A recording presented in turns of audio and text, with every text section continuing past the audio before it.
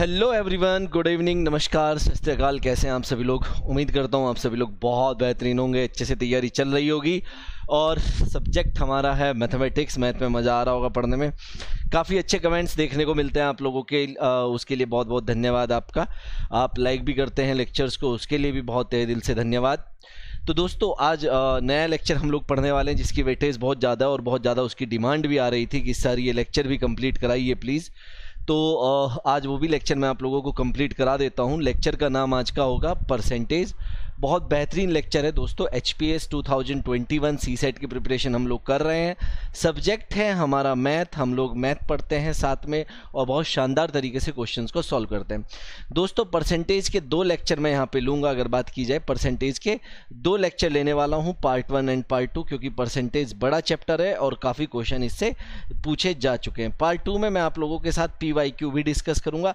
Part 1 में मैं discuss करने वाला हूँ concept and concept plus questions. ठीक है, अगर आप लोगों को लेक्चर पसंद आएगा तो बीच में ही लाइक कर देना भाई। ठीक है, ऐसा एंड तक देखने की जरूरत नहीं है। स्टार्टिंग में ही पसंद आएगा तो स्टार्टिंग में ही लाइक कर देना। दोस्तों, आपका बहुत बहुत स्वागत है आपके अपने YouTube channel civil step Himachal पर। दोस्तों, आगे बढ़ने से पहले मैं आपको बता देना चाहता हूँ HPAS CSET course 2021 civil step Himachal ने लॉन्च कर दिया है, जिसमें वीडियो कोर्स रहेगा और सब्जेक्ट रहेंगे quantitative aptitude, reasoning ability, English language and comprehension, जिसकी फ़ीस रहेगी 3500 रुपीज़। बहुत ज़्यादा फीस नहीं है, बहुत जेन्युइन सी फीस है। और अगर आप इस कोर्स के बारे में कोई भी जानकारी लेना चाहते हैं तो 7814622609 पर कॉल कर सकते हैं, या हमारी वेबसाइट www.civilstephimachal.com पर जाकर विजिट कर सकते हैं, जहां पे इस कोर्स की सारी इन्फॉर्मेशन आप लोगों को मिल जाएगी। और ये कोर्स आपको 2022 में भी बहुत ज़्यादा हेल्प करेगा, ये ध्यान रखना दोस्तों। टॉपिक है परसेंटेज। आज हम परसेंटेज के सबसे पहले कॉन्सेप्ट पढ़ेंगे, बहुत मज़ा आने वाला है। दूसरा, याद रखना, अगर आप परसेंटेज स्ट्रॉन्ग कर लेते हैं तो प्रॉफिट एंड लॉस आपको मतलब मज़ा ही आ जाएगा पढ़ने में। प्रॉफिट एंड लॉस पढ़ने में बहुत मज़ा आएगा। उसके बाद सिंपल इंटरेस्ट और उसके बाद कंपाउंड इंटरेस्ट। आपको कुछ भी अलग से नहीं पढ़ना पड़ेगा। दोस्तों, ये भी देखा गया है लास्ट कुछ सालों में कि DI डाटा इंटरप्रिटेशन के बहुत ज़्यादा क्वेश्चन आप लोगों से पूछे जाने लगा है, तो DI में भी परसेंटेज का बहुत ज़्यादा रोल है। तो इसीलिए मैं कह रहा हूँ चैप्टर बहुत मज़ेदार है, बहुत इंपॉर्टेंट है, तो ध्यान से पढ़ेंगे, बस इतना याद रखना। स्टार्ट करते हैं दोस्तों, बेसिक से स्टार्ट करेंगे कि परसेंटेज होता क्या है। परसेंटेज होता क्या है? परसेंटेज का साइन ये है, बहुत ध्यान से, बेसिक से बिल्कुल। ठीक है, अब दोस्तों जैसे कि आप लोग देख रहे हो, परसेंटेज 2 हिस्सों में तोड़ा जाए। परसेंटेज, यही तो है ना। तो ये वर्ड यूज हुआ है पर। अब इस पर का मतलब समझो होता क्या है। मैं बिल्कुल थोड़ी देसी लैंग्वेज में आप लोगों को मैथ सिखाऊंगा, आप लोग देखना। मान लीजिए आप दुकान पे जाते हैं और मार्केट में जाकर आप शुगर खरीदते हैं, जिसका रेट चल रहा है 20 रुपीज़ पर केजी। मान लीजिए आप दुकान पे गए, आपने पूछा शुगर का प्राइस कितना है, उसने कहा 20 रुपीज़ पर केजी। ऐसे ही तो लिखा जाएगा या नहीं लिखा जाएगा? या दोस्तों 40 रुपीज़ पर केजी, आजकल शायद इतना चला हुआ है तो आप ऐसे लिखेंगे। या मान लीजिए आप बाइक चला रहे हैं, या कार चला रहे हैं, जो भी आपके पास है, और उसकी जो स्पीड है, अगर स्पीड की बात की जाए, स्पीड ऐसे लिखते हैं कि 50 kilometre per hour, 50 kilometre per hour. ठीक है, यही करेंगे या नहीं करेंगे? चलिए, बहुत अच्छा। तो दोस्तों, अब एक बात देखो, यहाँ पे हम इसे, जो ये डंडा खींच रहे हैं, इसे पर बोल रहे हैं या नहीं बोल रहे हैं? हम इसे ही पर बोल रहे हैं या नहीं भाई? यही तो हुआ ना, 50 किलोमीटर पर आवर, हमने इसे ही पर बोला या नहीं बोला? तो इसका मतलब ये पर हुआ क्या? पर का मतलब होता है अपॉन। इसका पूरे का मतलब पता क्या हुआ? इसका पूरे का मतलब हुआ, अगर मैं यहाँ पे देखूं कि एक जो केजी है वो कितने रुपए में मिल रहा है? 40 रुपए में मिल रहा है। इसका मतलब ये हुआ। इसका मतलब ये हुआ, जो 1 किलोमीटर, जो एक घंटे में कितना जा रहा है? 50 किलोमीटर जा रहा है। इसका मतलब ये हुआ। तो दोस्तों, परसेंटेज, पर सेंचुरी, सेंचुरी बोले तो 100। जब सचिन तेंदुलकर, मतलब मान लीजिए कोई भी 100 रन बनाता है तो वो बल्ला उठाता है और कमेंटेटर भी बोलता है कि सेंचुरी कंप्लीट हो गई, मतलब शतक हो गया, मतलब 100 हो गया। तो परसेंटेज का मतलब हुआ पर 100। तो परसेंटेज को बहुत सिंपल लैंग्वेज में ये कह सकते हैं कि फॉर एवरी 100। परसेंटेज क्या होता है? फॉर एवरी 100, प्रत्येक 100 के लिए। अब कहेंगे सर ये प्रत्येक 100 के लिए क्या चक्कर है? कहीं पे लिखा हुआ है 20%, तो दोस्तों इसका मतलब क्या हुआ? 20 पर सेंचुरी, या इसे लिख सकते हैं 1/5। आप देखो 20 से ऊपर नीचे कट कर दो। कहीं पे लिखा है 40%, तो इसका मतलब क्या हुआ 40 पर सेंचुरी, तो इसका मतलब क्या हुआ 20 से ऊपर नीचे कट करेंगे तो 2/5। कहीं पे अगर लिखा है 10%, तो इसका मतलब क्या हुआ 10 पर सेंचुरी, तो कितना हो जाएगा इसका मतलब 1/10। हुआ या नहीं हुआ? अगर कहीं पे लिखा हुआ है 50%, तो इसका मतलब क्या होता है 50 पर सेंचुरी, तो कितना होता है 1/2। अब एक बात देखो, हर एक परसेंटेज का कोई ना कोई इक्विवेलेंट फ्रैक्शन होता है, हर एक परसेंटेज का कोई ना कोई इक्विवेलेंट फ्रैक्शन होता है। जैसे अब कई बार हम लोग कहते हैं कि भैया कितना काम खत्म हो गया, तो हम कहते हैं यार 50% हो गया।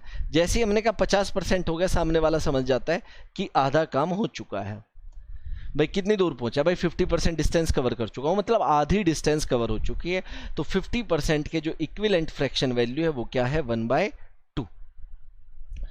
ऐसे ही दोस्तों हर एक का कोई ना कोई, जैसे मैं बात करूं 75%, तो 75% की इक्विवेलेंट फ्रैक्शन है 3/4। जैसे आप लोग देखो 75% को आप लोग क्या लिखोगे 75/100। अब 25 से ऊपर नीचे कट करेंगे तो कितना आएगा 3/4 आएगा।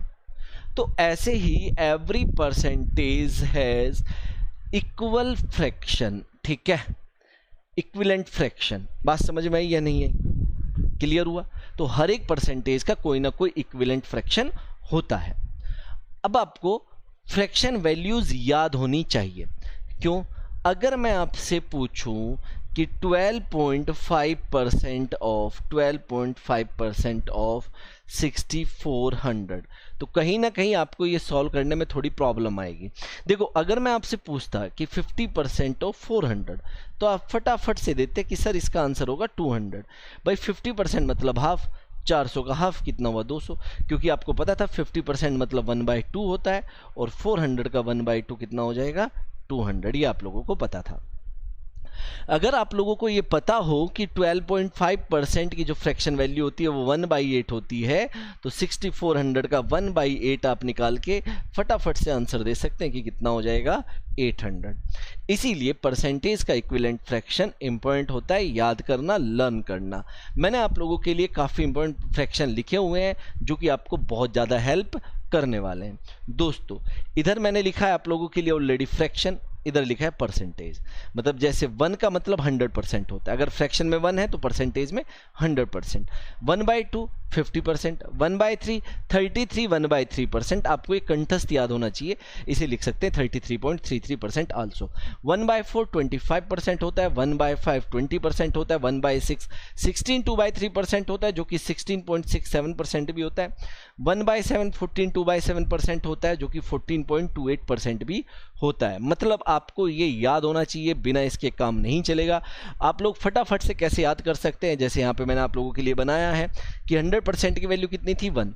अब 100 का हाफ किया तो 50, तो इसका भी हाफ किया, कितना हो गया 1/2। 50 का हाफ किया तो 25%, इसका हाफ किया तो 1/4।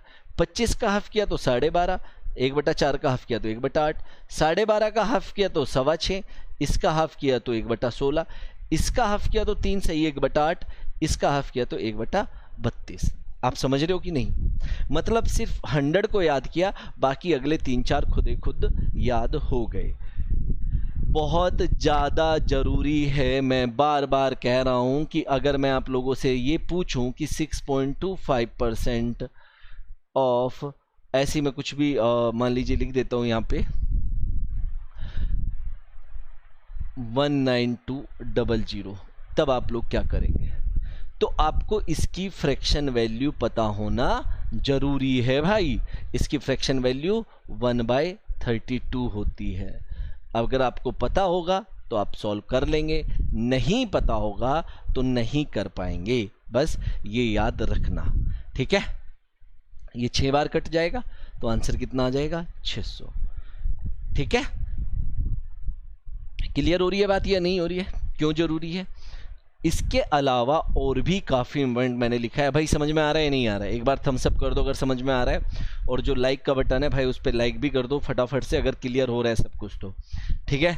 चलिए दोस्तों, अब यहाँ पे और 1/7 हुआ था ना लास्ट में, आप देखो यहाँ पे 1/7 हुआ था ना। अब आगे बढ़ते हैं, कितना 1/8, 1/9 से लेकर यहाँ पर 1/14 तक। आप लोग एक बात समझो, देखो सुनो, यहाँ पे आओ। आप लोगों ने देखा कि भैया अगर 50% था तो 50% का मतलब होता है 50/100, मतलब 1/2। मतलब आप लोगों ने एक बात देखी, अगर चीज़ें आपके पास परसेंटेज में, किस में है, परसेंटेज में, और आप उसे कन्वर्ट करना चाहते हैं फ्रैक्शन में, किस में, फ्रैक्शन में, तो मेरे प्यारे दोस्तों आपको डिवाइड करना पड़ता है 100 से। फॉर एवरी 100 होता है ना, पहला पॉइंट। दूसरा पॉइंट, अगर आपके पास कोई फ्रैक्शन में है और आप उसे परसेंटेज में कन्वर्ट करना चाहते हैं, परसेंटेज में, तो आपको क्या करना पड़ेगा, वेरी गुड, मल्टीप्लाई बाय 100 करना पड़ेगा। ये सारी चीज़ें काम आने वाली है जो मैं एक एक पॉइंट आपको बता रहा हूँ। मतलब मैं आपको कहूँ कि यार मेरे को ये बताओ 4/5 कितना परसेंट होता है, तो 4/5 इंटू 100 कर देंगे, तो बस 100 करते ही परसेंटेज का साइन लग जाएगा और ये कितना हो जाएगा, 80%। ठीक है, गुड। बस ये मान के चलना कि आप 2-2, 3-3 टॉपिक एक साथ कवर कर रहे हो, क्योंकि बहुत ज़्यादा मज़ा आने वाला है। ठीक है, जैसे यहाँ पे भी मैंने लिखा कि फ्रैक्शन को अगर परसेंटेज में आप कन्वर्ट करना चाहते हैं तो इंटू 100 करना पड़ेगा। ठीक है, 1/9 कितना होता है, 11 1/9%, 1/10 10%, 1/11 9 1/11%, 1/12 8 1/3% या 8.33%, 1/13 7 9/13%, 1/14 7 1/7%। ये जब हम इनका यूज़ करेंगे ज़्यादा से ज़्यादा हमें खुद ब खुद याद हो जाएंगे, और ज़्यादा नहीं, एक से एक, मतलब 1 से लेकर 1/20 तक आपको याद तो होने ही चाहिए। मैंने सारे फ्रैक्शन आप लोगों के लिए लिखे हैं। 1/15 क्या होता है, 1/16, 1/17, 1/18, 1/19, 1/20। अगर मान लीजिए आप लोग भूल जाते हैं और आपके सामने ये आ जाता है 62/3%, आप इसे भूल जाते हैं कि इसकी फ्रैक्शन वैल्यू क्या थी, तो आप ऐसे कर सकते हैं 3 × 6 18 + 2 20, आप कर सकते हैं 20/3%। अगर आप इसे फ्रैक्शन में चेंज करना चाहते हैं तो 20/3 × 100, तो मेरे प्यारे दोस्तों कितना आ जाएगा, ये 1/15 आ जाएगा। इसमें आपके कोई भी मतलब दो राय नहीं होनी चाहिए। बहुत सारे फ्रैक्शन मैंने अभी आगे भी लिखे आप लोगों के लिए, और इम्पोर्टेंट फ्रैक्शंस हैं। मतलब अगर पेपर को थोड़ा और मुश्किल बनाने लगे, ये सब काम आने वाले हैं। 1/40 क्या होता है, 3/8 क्या होता है। देखो एक बात बताओ, अगर 1/8 की बात करें, मैंने इधर लिखा भी है, 1/8 की बात करें तो कितना होता है, 12.5%। अगर मैं इसे 3 गुना कर दूंगा तो 3/8 आ जाएगा या नहीं, और 12.5 को 3 गुना करेंगे तो 37.5% आएगा या नहीं आएगा। तो आप एक चीज को याद करो, दूसरी चीज खुद ब खुद लिंक हो जाती है। बात समझ में आई। 5/8 12.5% हो जाएगा, 4/7 57 1/7% हो जाएगा, 5/7 71 3/7 हो जाएगा। ये सब काम आने वाले हैं, सब काम आने वाले हैं, इसीलिए मैं आपको लिखवा रहा हूँ, बार बार ये बात आपको बता रहा हूँ। ठीक है, कोई डाउट इसमें नहीं है ना, कोई भी डाउट। आगे चलें, चलिए आगे चलते हैं। ठीक है, आगे चलते हैं। देखो दोस्तों, ये सब मैं आपको बताने वाला हूँ धीरे धीरे धीरे। हाँ, ये सारे लिखे हैं मैंने, देख लो चाहे। जैसे 33 1/3% कितना होता है, 1/3 आपको बताया था। अगर इसका डबल करेंगे तो 66 2/3, तो कितना हो जाएगा, 2/3। मतलब अगर कहीं पे ये आ जाए 66 2/3% ऑफ समथिंग, जो भी कुछ है, मान लीजिए कुछ भी आ जाए, उसमें कोई दिक्कत नहीं है, 81 100 आ जाए, तो आपको ये नहीं होना चाहिए कि यार ये नहीं बताया है। अरे 33 1/3% डिस्कस किया हुआ है, उसका डबल ये होता है, तो मतलब ये 1/3 है तो इसका डबल कर देंगे तो 2/3, तो 2/3 ऑफ 80 100, जो भी आएगा आंसर सॉल्व करके वो तो आ ही जाएगा। क्लियर है। जैसे 25% मैंने बताया था 1/4 है, तो 75% कितना होता है, 3/4। तो ये सब आपको याद होने ही चाहिए, तभी आएगा मजा, नहीं तो मजा नहीं आ पाएगा दोस्तों। ठीक है, क्लियर। अब आगे चलते हैं हम लोग, यहाँ पे चीज़ों को और गहराई से समझते हैं। ठीक है, इधर आ जाओ अब आप लोग। दोस्तों, जब भी इंक्रीज या डिक्रीज करते हैं तो कैसे करते हैं, इस चीज़ का ध्यान रखना। एक एक पॉइंट मैं आप लोगों के साथ डिस्कस करता हूँ। उससे पहले एक कॉन्सेप्ट आपको समझ में आना चाहिए कि जहाँ पे व्हाट परसेंट लिखा जाता है तो इसका मतलब क्या है। जैसे अगर लिखा हो कि A is what percent of B, A is what percent of B, इसका मतलब है ए बी का कितना प्रतिशत है, ए किसका, बी का। तो दोस्तों इसे ऐसे लिखेंगे A/B × 100। ठीक है जी, ए बी का कितना परसेंट है। जहां पे परसेंटेज वर्ड यूज होता है वहां पे एक और वर्ड यूज होता है बेस। बिना बेस के परसेंटेज कभी हो नहीं सकता। मैं आपको कहूं कि मैं 20% ज़्यादा हूं, क्या इस बात का कोई मतलब है? नहीं। जब तक मैं ये नहीं बताऊंगा कि किससे ज़्यादा हूं या किससे कम हूं, इस बात का कोई मतलब नहीं है। तो बेस कौन होता है? जिससे हम लोग कंपैरिजन करते हैं, और जिससे हम लोग कंपैरिजन करते हैं वो हमेशा कितना माना जाता है? 100% माना जाता है। यहाँ पे एक ही कंपैरिजन किससे हुई है? बी से हुई है। दोस्तों जब बात फ्रैक्शन की होगी, याद रखना, जब बात फ्रैक्शन की होगी तो फ्रैक्शन में न्यूमरेटर अपॉन डिनोमिनेटर होता है, तो डिनोमिनेटर को ही हमेशा क्या माना जाएगा? बेस। जैसे यहाँ पे भी बी कहाँ आया है? डिनोमिनेटर में आया है। अगर इसका उल्टा ये कहा जाए कि B is what percent of A, B is what percent of A, तो इसका मतलब क्या हो जाएगा कि B is what percent of A. अब की बार बी की कंपैरिजन किससे हुई है? ए से हुई है। ठीक है, मतलब देखो जब हम लोग एग्जाम देते हैं, हमने एक एग्जाम दिया, हमारे 300 मार्क्स आए, 300 मार्क्स आए आउट ऑफ 300 मार्क्स आए आउट ऑफ 500, तो मैं कहूँ कितना परसेंट मार्क्स आए बताओ। तो हम लोग क्या निकालते हैं भैया, हम ये तो हम करते ही आए ना बचपन से, तो हम लोग यही तो निकालते हैं 300 इज व्हाट परसेंट ऑफ 500। ठीक है, तो कितना आ जाएगा? 60%। कितना आया?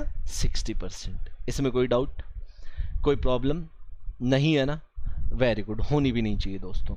इसके बाद परसेंटेज बहुत ज़्यादा मुश्किल सब टॉपिक नहीं है, हम मुश्किल बना देते हैं चीज़ों को, पता नहीं कहाँ कहाँ से पढ़ते हैं, फॉर्मूले पढ़ते हैं सब कुछ, और फिर क्या होता है कि सारी चीज़ें मिक्सअप हो जाती है और हमें उस लेवल पे चीज़ें नहीं आ पाती। मैं थोड़ा फास्ट पढ़ा रहा हूँ क्योंकि हमारे पास टाइम कम है, हमें ज़्यादा जल्दी चीज़ों को ज़्यादा कवर करना है। ठीक है, और मेन चीज़ें पढ़ा रहा हूँ जो आपके एग्जाम के पॉइंट ऑफ व्यू से ज़्यादा इंपॉर्टेंट होने वाली है। ये तो बेसिक है, इतना आप लोगों को समझना चाहिए, पता होना चाहिए। दोस्तों अब परसेंटेज में मोर और लेस का गेम खेलते हैं। मोर और लेस, जब भी मोर और लेस या इंक्रीज और डिक्रीज पूछा जाए, मोर और लेस या इंक्रीज और डिक्रीज पूछा जाए, ठीक है, तो कैसे निकालते हैं? तो दोस्तों हमेशा ऊपर तो रहेगा डिफरेंस, नीचे रहेगा बेस इनटू 100। अब आप कहेंगे सर ये बात हमें समझ में नहीं आई, कोई बात नहीं है, अपना काम समझाने का ही है। आपने इतना देख लिया ना, वही काफ़ी है। ध्यान से, एक बंदा ए है, एक बी है। ए के पास 500 रुपीज़ है, बी के पास 600 रुपीज़ है। अगर मैं आपको कहूँ बी के पास ए से कितना प्रतिशत, ए से कितना प्रतिशत अधिक है, आप समझ रहे हैं? बी के पास ए से कितना प्रतिशत अधिक है। ठीक है, चलिए अब ये पूछा है, इसका जो आंसर आएगा वो कैसे देंगे? बी के पास किससे अधिक है? ए से अधिक है। कितना अधिक है दोस्तों? कितना ज़्यादा है? 100 ज़्यादा है। किससे ज़्यादा है? 500 से, इंटू 100। बस ये याद रखना, किससे ज़्यादा या किससे कम। आंसर कितना आ जाएगा? 20%। अगर इसका उल्टा मैं पूछूं, यहाँ पे लोग काफ़ी कंफ्यूज भी होते हैं। ए के पास बी से कितना परसेंट, ए के पास बी से कितना परसेंट कम है, कम है, इस बात को समझना। देखो अब बहुत से लोग कह सकते हैं सर कि जब बी के पास 20% ज़्यादा है ए से, तो ए के पास 20% कम होगा बी से। जाहिर सी बात है भाई, अगर आपके पास 20 ज़्यादा है मेरे से तो मेरे पास 20 कम होगा आपसे। लेकिन जब भी बात परसेंटेज की होगी तो वहाँ पे बेस भी देखना होगा कि बेस किसे माना गया है। अब मेरे प्यारे दोस्तों, ए के पास कम है, किसके पास कम है? ए के पास कम है, किससे? बी से। तो अब देखो कितना कम है, ए के पास कितना कम है, कितना कम है? 100। किससे? 600 से। Very good, into 100। हालांकि अगर मैं सिर्फ ये वाली चीज़ देख लूँ ना, ध्यान से सुनो, 100/600 तो कितना है? 1/6। आपको पता है 1/6 का परसेंटेज अभी लिखवाया मैंने 62/3%। तो आप ये मेंटल कैलकुलेशन से भी सॉल्व कर सकते थे, इतना सब कुछ करने की जरूरत भी नहीं थी। क्लियर हुई बात? तो जब भी ज़्यादा या कम देखना होता है तो हमें ये ध्यान रखना है कि बेस क्या है। जब तक हमें बेस नहीं पता होगा तब तक हम क्वेश्चन को सॉल्व ही नहीं कर पाएंगे। जैसे दोस्तों यहाँ पे सुनो मेरी बात ध्यान से, बहुत ध्यान से। अगर मैं कहूँ कि 2001 में एक बंदे की जो इनकम है वो 10,000 रुपीज़ है, 2002 में इसकी जो सैलरी है वो 13,000 हो गई, तो मैं अगर कहूँ कि कितना प्रतिशत इंक्रीज हुई, कितना परसेंट इंक्रीज हुई, हाउ मच परसेंट इंक्रीज्ड, कितना परसेंट इंक्रीज हुई, तो आप लोग कैसे निकालेंगे? देखो भाई पैसे का मामला है, भले ही परसेंटेज ना आती हो लेकिन फिर भी हम इंक्रीज डिक्रीज निकाल ही लेते हैं। तो परसेंटेज इंक्रीमेंट कैसे निकालेंगे दोस्तों? 10,000 रुपये थे, 13,000 हो चुके हैं, इंक्रीमेंट कितना आया? 3,000 का। और किस पे आया? मुद्दा ये है 10,000 पे इंटू 100, 2020। तो दोस्तों कुल मिलाकर इसकी सैलरी 30% इंक्रीज हो गई। यही तो चीज़ें हम लोग पढ़ते हैं प्रॉफिट एंड लॉस में। किसी वस्तु का कॉस्ट प्राइस 6,000 था, 6,000, लेकिन उसे बेचा गया 4,000 में, तो बताइए लॉस परसेंट कितना हुआ? अरे लॉस परसेंटेज बात तो वही है ना, कितने का लॉस हुआ भाई? आपको 2,000 का लॉस हुआ। किस पे हुआ? 6,000 पे हुआ इंटू 100। हालांकि आप इसे देखेंगे यही 1/3 आ रहा है, और 1/3 कितना होता है? 33, 1/3%। अभी मैं क्वेश्चन की तरफ चलूंगा, अभी पहले बेसिक तो समझा लूँ आपको। तो कुछ आप नया थोड़ा ही पढ़ रहे हैं, यही चीज़ें हम बचपन से पढ़ते हुए आ रहे हैं, परसेंटेज वगैरह सब कुछ। टॉपिक तो टफ तो है नहीं, बिल्कुल भी है तो आसान ही, लेकिन बस ये है कि समझने का नज़रिया क्या हो चुका है हमारा, हमें उस पर डिपेंड करना पड़ता है चीज़ों पे। दोस्तों अब यहाँ पे ध्यान से और बातें समझो, इतनी क्लियर है? वेरी गुड, इसमें कोई डाउट नहीं है आप लोगों को। अब यहाँ पे समझो, बहुत इंपॉर्टेंट पॉइंट अब मैं आप लोगों के साथ डिस्कस करने वाला हूँ। 20% इंक्रीज हुई, कोई भी चीज़ 20% इंक्रीज होने का मतलब क्या हुआ? कोई भी चीज़ 20% इंक्रीज,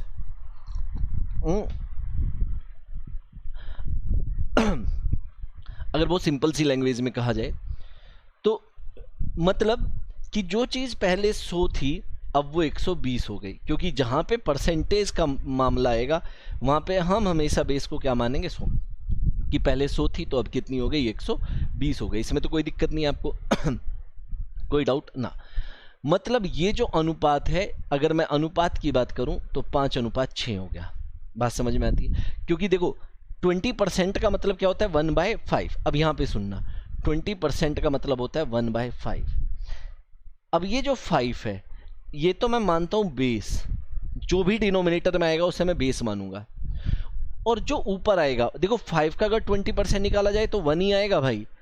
तो 1 होता है परसेंटेज रिजल्ट। 1 क्या होता है? Percentage result. तो 20% बढ़ने का मतलब ये हुआ कि जो चीज़ पहले 5 थी वो अब 1 बढ़ गई, तो कितनी हो गई? 6। तो ये अनुपात आ गया। अब मुद्दा ये है कि ये अनुपात आता किसका है? हमेशा ये अनुपात आता है पहली वैल्यू का, पहली और बाद की, मतलब इनिशियल, ये इनिशियल या ओल्ड इसे कह लो आप, और ये न्यू, ये ओल्ड और ये न्यू, ठीक है? मतलब एक बात सुनो, देखो मैं आपको एक बहुत बढ़िया बात बताने वाला हूँ, यहाँ पे चीज़ें जुड़ेंगी आपस में, बस आप ये चीज़ समझ लेना। आपकी सैलरी 2001 में मैं कहता हूँ कि 20% इंक्रीज हुई, ठीक है? इसमें तो कोई दिक्कत नहीं है। 2002 में आपकी सैलरी 30% इंक्रीज हुई, तो बताइए टोटल कितनी इंक्रीज हो गई? टोटल कितनी परसेंट इंक्रीज हो गई? अब कई लोग कहेंगे सर 50% हो गई, ये गलत बात है, फिर आप बेस को इग्नोर कर रहे हो। देखो 2001 में जो इंक्रीज हुई होगी वो इससे पहले साल पे इंक्रीज हुई होगी, 2000 ईयर पे, तो मैं मानता हूं कि पहले उसकी सैलरी 100 रुपये थी। अब 2001 में 20% इंक्रीज होने के बाद 120 हो गई। कब? 2001 में। अब 2002 में 30% इंक्रीज हुई, किसका? 2001 का। जाहिर सी बात है हमेशा पिछली वैल्यू पे ही तो इंक्रीज होगी या नहीं होगी? तो यहाँ पे 30%, किसका 30%? 120 का 30%। तो 30% ऑफ 120 अगर आप कहते हैं कि मैं अलग से निकाल देता हूँ, कोई दिक्कत नहीं है, ठीक है, ये भी 36, तो 36 का इंक्रीमेंट आया तो कितनी हो गई 156, कब 2002 में। तो जो पहले 100 थी सैलरी अब वो 156 हो गई। क्लियर हो रहा है नहीं हो रहा है ये बताओ भाई, समझ में आ रहा है, बोर नहीं होना बिल्कुल भी। तो जो चीज़ 100 थी वो 156 हो गई, तो कुल मिला के कितना इंक्रीज हो गई 56%। कितनी हो गई 56%। इसके लिए फॉर्मूले भी है, लेकिन अगर मैं आपको एक फिर बेसिक कॉन्सेप्ट देखो, अपना क्या कि बेसिक कॉन्सेप्ट है, उसके बना कुछ नहीं है। 20% को आप जानते हो 1/5 होता है। यहाँ पे मैं लिखता हूँ ओल्ड, यहाँ पे लिखता हूँ मैं न्यू, ध्यान से सुनना। अगर पहले आपकी इनकम 5 थी तो अब कितनी हो जाएगी 6 हो जाएगी या नहीं हो जाएगी, बताओ समझ में आई बात या नहीं आई। अरे 5 पे 1 इंक्रीज हुई। 30% की फ्रैक्शन वैल्यू होती है 3/10, मतलब पहले अगर आपकी इनकम 10 थी तो अब कितनी हो जाएगी 13 हो जाएगी या नहीं हो जाएगी। अरे भाई 10 पे 3 इंक्रीज हो गई, बताओ हाँ या ना। तो दोस्तों इनका मल्टीप्लाई करना है, क्योंकि ये सक्सेसिव इंक्रीमेंट है, क्रमागत वृद्धि है, तो मल्टीप्लाई करना है। मतलब जो इनकम आपकी पहले 50 थी वो इनकम अब कितनी हो जाएगी आपकी 78। बताओ ये बात पल्ले पड़ी या नहीं। जो इनकम पहले आपकी 50 थी वो कितनी हो गई 78। तो 50 से 78 होने का मतलब क्या हुआ कि आपकी इनकम में कितना उछाल आया 28 का, किस पे 50 पे इंटू 100, तो कितनी इंक्रीज हो गई 56%। बात समझ में आई। यही काम आएगा, यही आएगा काम, ये याद रखना।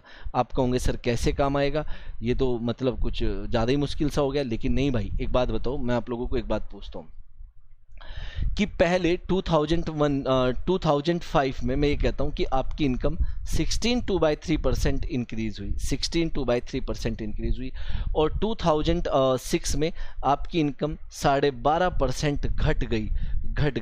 तो बताइए नेट इफेक्ट क्या पड़ा। नेट इफेक्ट का मतलब है कितना परसेंट आपकी इनकम बढ़ी या घटी, कितना परसेंट आपकी इनकम बढ़ी या घटी। तो भैया इसके लिए आप बहुत प्यारा मेथड जो मैंने अभी बताया, इसका मतलब होता है 1/6, इसका मतलब होता है 1/8। दोस्तों बस यहाँ पे ओल्ड लिखो, यहाँ पे न्यू लिखो। अब अगर यहाँ पे आपकी 6 थी तो अब 1 बढ़ के कितनी हो गई 7, इंक्रीज हुई है या नहीं हुई है, बिल्कुल। यहाँ पे अगर आपकी 8 थी तो 1 घटी है, अब की बार डिक्रीज हुई है, घट के कितनी हो गई 7 इंटू जो इनकम पहले आपकी 48 थी अब वो हो गई 49। तो मतलब घटी तो है नहीं, बढ़ी है, फिर भी नेट इफेक्ट दिखा रहा है कि परसेंटेज नेट इफेक्ट 1 का इंक्रीमेंट आया किस पे 48 पे इंटू 100। अगर मैं इसे किससे काट दूं बताओ, किससे कट हो रहा है 4 से कट हो रहा है क्या, हाँ 25/16%, 12, तो ये हो जाएगा 21/12%। तो बहुत आसान क्वेश्चन कर देता है ये चीज़ें जो हम यूज़ कर रहे हैं। यहाँ तक मैंने आपको लाना था, सही में बहुत आसान कर देगा ये। अभी आप समझो मेरी बात, यहाँ पे देखो। अच्छा ये क्या कह रहा है, the value of A machine depreciate at the rate of 10% every year, it was purchased 3 years ago, if its present value is ₹8748, purchase price was। कितना आसान क्वेश्चन है, ध्यान से सुनो। 10% डिक्रीज हो रहा है, डेप्रीशिएट हो रहा है 1/10, मतलब यहाँ पे मैं इसकी ओल्ड वैल्यू लिखता हूँ, यहाँ पे मैं इसकी न्यू वैल्यू लिखता हूँ। मतलब ओल्ड वैल्यू पहले 10 थी पहले साल, फिर 9 हो गई, दूसरे साल भी 10 से फिर 9 हो गई, क्योंकि हर साल 10% ही डिक्रीज हो रहा है, और तीसरे साल भी यही किस्सा चलता रहा। अब यही किस्सा चलता रहा तो आफ्टर 3 इयर्स क्या हुआ कि जो ओल्ड वैल्यू 1000 थी वो कितनी हो गई 7 इंटू 7 का 9 का क्यूब कितना होता है 729। अब ये ओल्ड वैल्यू, ये न्यू वैल्यू है और ये ओल्ड वैल्यू है, अनुपात आ गया। मेरे को इसकी वैल्यू दी गई है 8748, मतलब 729 पार्ट की वैल्यू, क्योंकि ratio in terms of ratio है ना, ये तो पार्ट्स बोलते हैं हम अनुपात में, मैंने आपको बताया था। तो 1 पार्ट की वैल्यू कितनी हो जाएगी 8748 डिवाइड बाय 729, सीधा सीधा 12 टाइम कट हो रहा है। अगर 1 पार्ट की वैल्यू 12 है तो 1000 पार्ट की वैल्यू कितनी हो जाएगी 1000 इंटू 12, जो कि इक्वल्स टू आ जाएगा 12000। तो बहुत आसान क्वेश्चन हो गया, और इस तरह के ही क्वेश्चन आपके पेपर में पूछे भी गए हैं, बहुत इंपॉर्टेंट है। नेक्स्ट क्लास में जब मैं PYQ कराऊंगा तब आपको दिख जाएंगे, बहुत मज़ेदार क्वेश्चन है। अब इस क्वेश्चन का आंसर आप लोग बताइए, खुद देख के बताइए, सोचिए, अभी का अभी मेरे को आंसर चाहिए आपसे, बस आप लोग मुझे इसका आंसर बताओ जल्दी से फटाफट, क्या होगा। जल्दी बताओ, सोचो थोड़ा सा, क्या हो सकता है?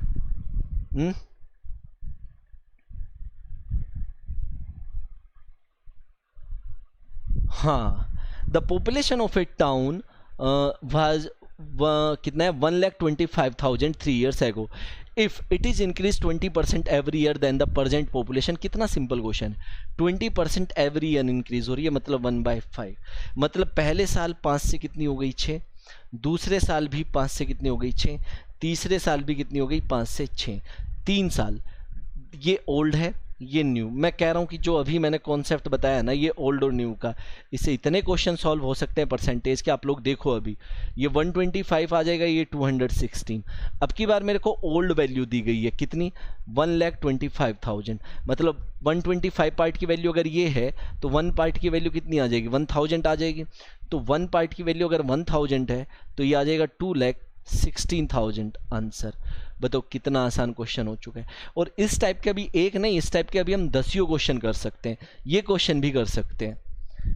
ठीक है. The population of a town was 1,60,000 3 years ago. If it is increase by 3%, तो 3% की फ्रैक्शन वैल्यू तो 3/100 ही होती है. मतलब ओल्ड वैल्यू, और यहाँ पे लिखता हूँ मैं न्यू. अगर ओल्ड 100 थी तो न्यू कितनी हो गई, 103. ठीक है. 2.5%. देखो 25% होता है 1/4, तो 2.5% हो जाएगा 1/40. इसमें कोई दिक्कत नहीं है. तो जो पहले 40 थी वो हो गई अब 41. बात समझ में आ रही है, क्लियर हुआ. और 5% की जो फ्रैक्शन वैल्यू है वो होती है 1/20. तो जो पहले 20 थी अब वो हो गई 21. क्लियर है. तो इसका मतलब, और पहले कितनी थी, ये थी. ठीक है ना. अब जानना चाहते हैं अब कितनी होगी, तो ये तो आसान क्वेश्चन हो जाएगा. कैसे, अब देखो सुनो.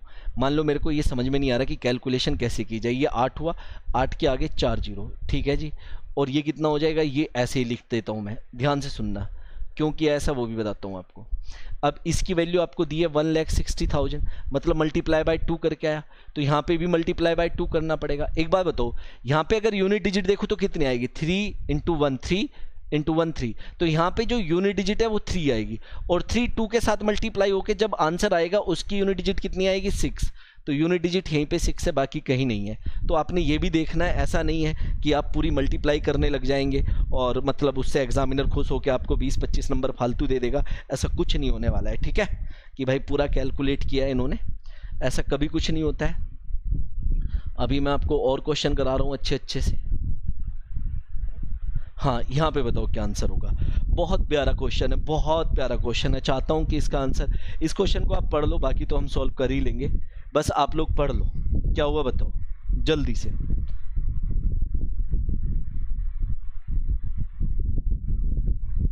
हाँ जी, मैं वेट कर रहा हूँ आपके आंसर का, और इसके लिए आपको मैंने 2 मिनट दिए. और सेशन को लाइक आप कर सकते हैं अगर आपको अच्छा लग रहा है तो प्लीज़ लाइक कर दे सेशन को. If the length of a rectangle, सुनना ध्यान से, एक रेक्टेंगल है आपके पास, ये रहा रेक्टेंगल. ठीक है. इसकी जो अगर बात की जाए लेंथ की, लेंथ क्या हुई है इसकी,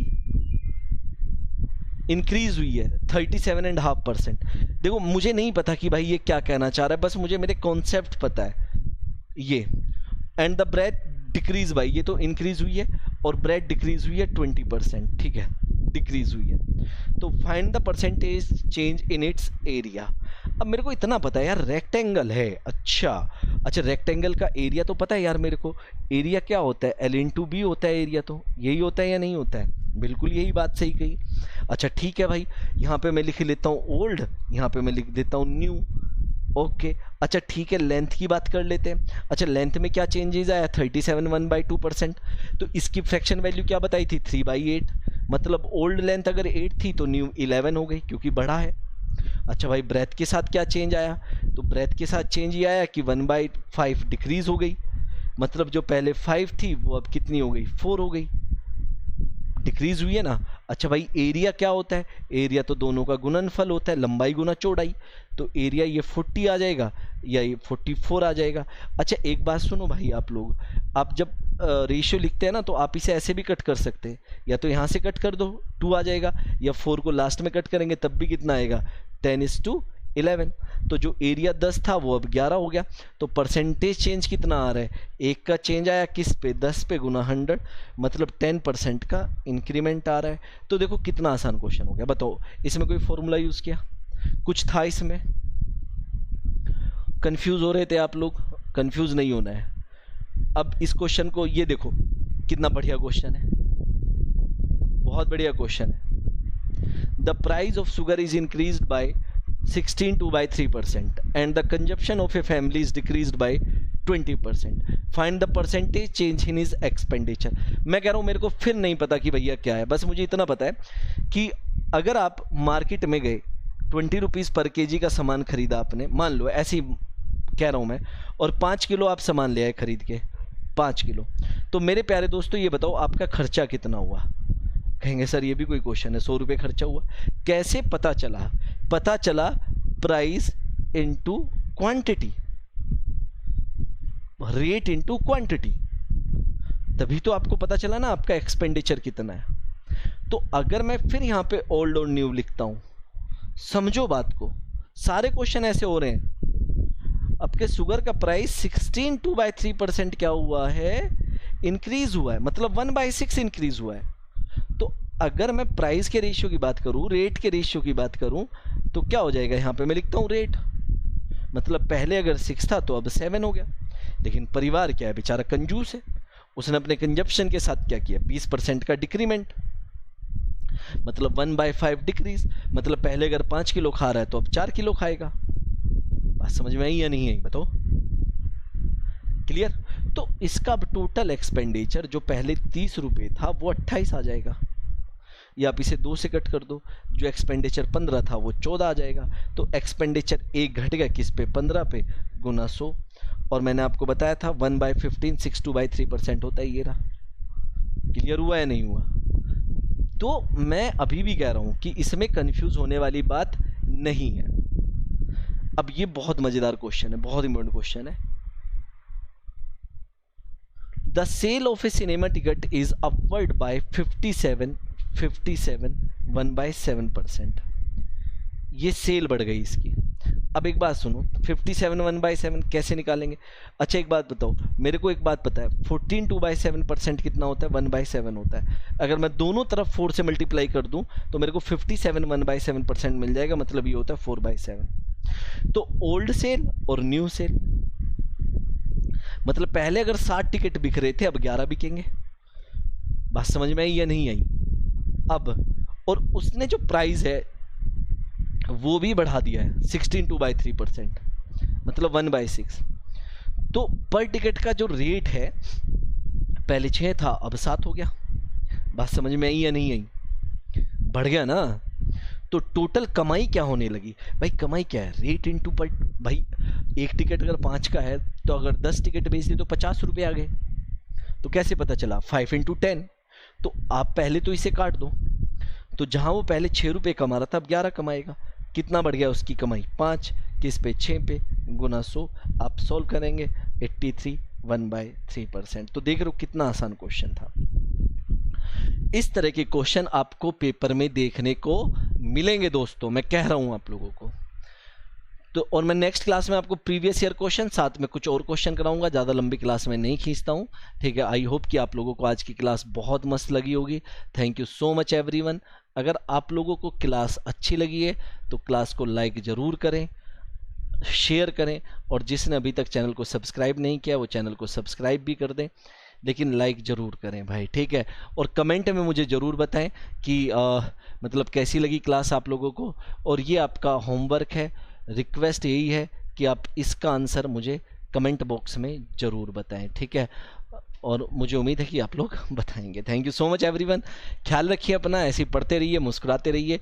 नेक्स्ट क्लास और धमाकेदार होने वाली है। Thank you.